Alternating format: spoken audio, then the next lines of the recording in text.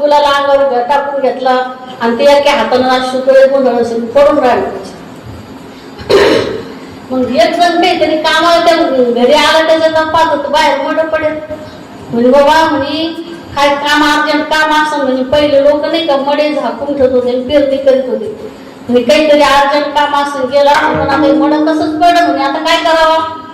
मग काय केलं त्यानं उचला म्हणजे आपण मड 2-4 जण पुढं पाणीले नदीमध्ये खड्ड खंडाय करतात तुम्ही खड्ड खाणार तर आम्ही प्रेत घेऊन येतो. मग ते गेले आणि ते प्रेत उचललं गेले तिथं टेकलं म्हणे करी किती खाल्लं म्हणे गळ्या इतकं झालं म्हणे आता पड्या म्हणतो इतकं खोल म्हणजे आपल्या बापाचं लागणे म्हणे एवढ्या खोल खड्ड्यात जायचं इतक्या खोलले जात म्हणे आपण स्वतः पाहू म्हणजे ते तिरडी सगळं उठून उभा राहिला ते खड्ड पाहायला याचे त्यांना मेलेलं झालं भूत म्हणे आता उठून उभं राहिलं म्हणे म्हणून हे सगळे 4 खांदेकरी एकही माणसं आणले होते पळत सुटले म्हणे भूत भूत भूत याला वाटलं खरंच भूत आलं तर हे मी पळून राहिलं त्याच्या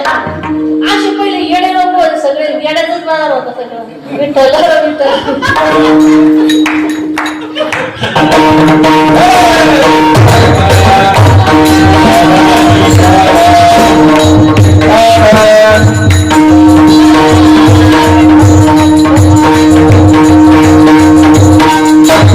म्हणून तुकाराम महाराज सांगतात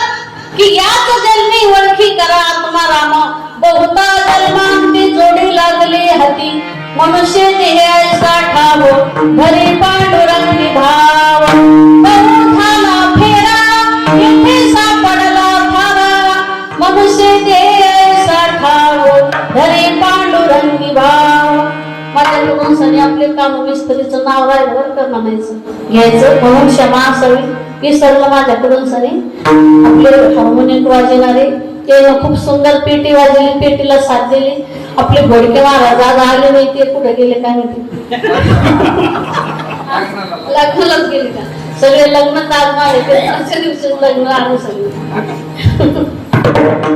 म्हणून ही झालेली सेवा भगवंताच्या चरणी तुम्हा सज्जनांच्या चरणी समर्पण करीत आहोत आणि सेवेला इथंच येतो.